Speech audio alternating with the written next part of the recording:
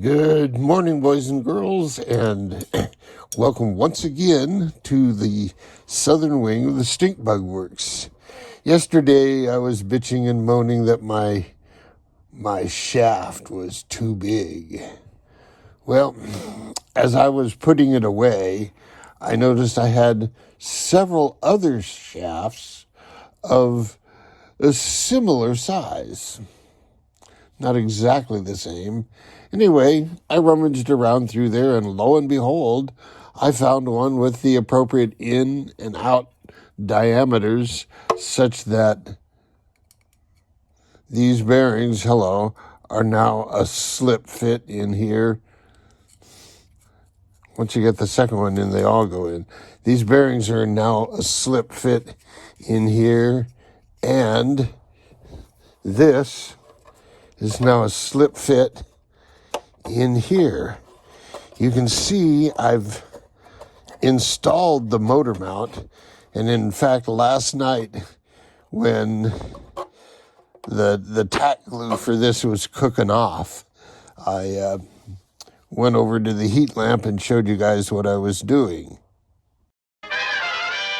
Good evening, boys and girls. We're over here on the eastern wing of the Stink Bug Works, and I thought I would show you what's going on here, and I'll probably splice this into tomorrow's video. Let me pull this light away. That's actually a heat lamp. I am a criminal. In California, I am using a 100-watt incandescent light bulb. Those things are illegal in California, but they sure work good on heating up an epoxy joint.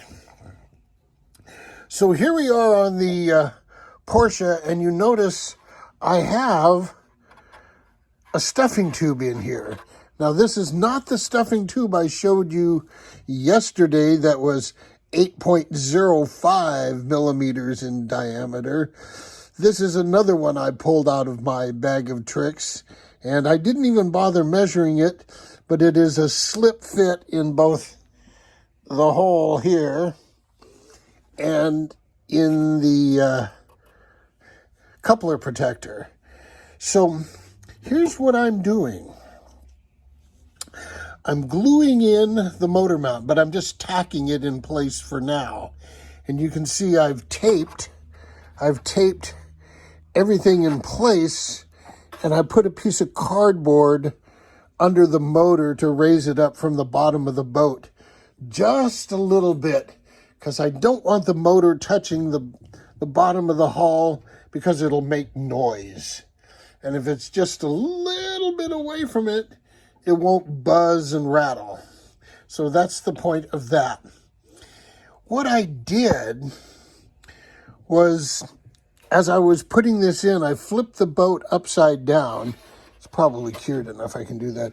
I flipped the boat upside down and then sighted along the keel out all along this overly long shaft to get it all in one line. And then once it was all in one line, I taped it into place and then mixed up epoxy and shredded fiberglass and just tacked this motor mount into place.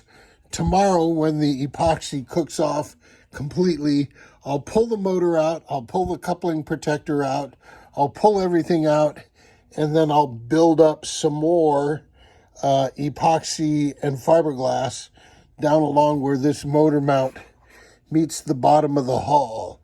At the same time, I'm going to install my water pickup, because my water pickup is going to go right down alongside. Let's see if I have something I could use. The water pickup is going to go right down alongside the coupler protector and through the bottom of the hull. It's going to essentially go where this screwdriver blade is going. It's going to go right down there and out the bottom of the hull. Very similar to the through-hole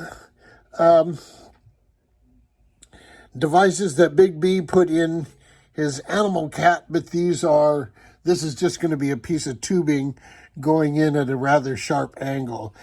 You guys will like it. It'll all be blended in, molded in, and it'll just have a little bend in it, and it'll be a quick feed from the Gazinta to the motor. Now, I know a lot of you guys like to cool the speed control first, but this is a matter of minimizing hoses and such. So the first place is going to be from here to here. And water's going to flow through here plenty fast for cooling.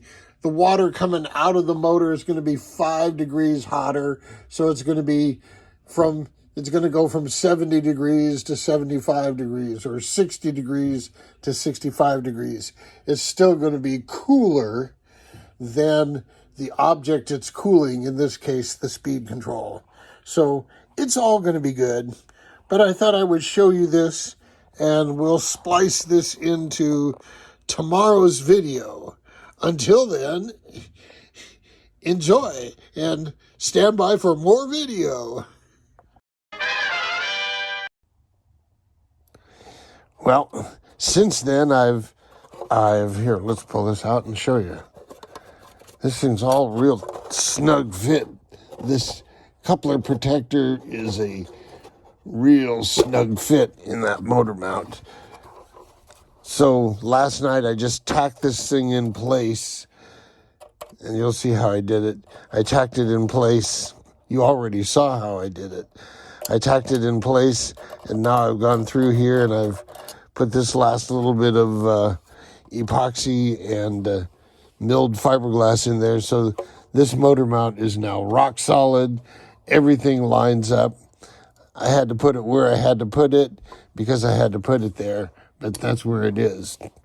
I moved it back this way just a shade, but I'll work it out because my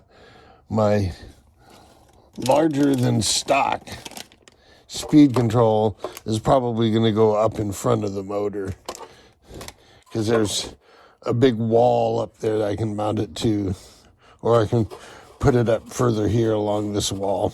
We'll see. So there you go, boys and girls. Just an update. I've knocked down the lip around here. Since I am going to paint it, I might as well take that lip down. So there you go. Until next time, boys and girls, jet out.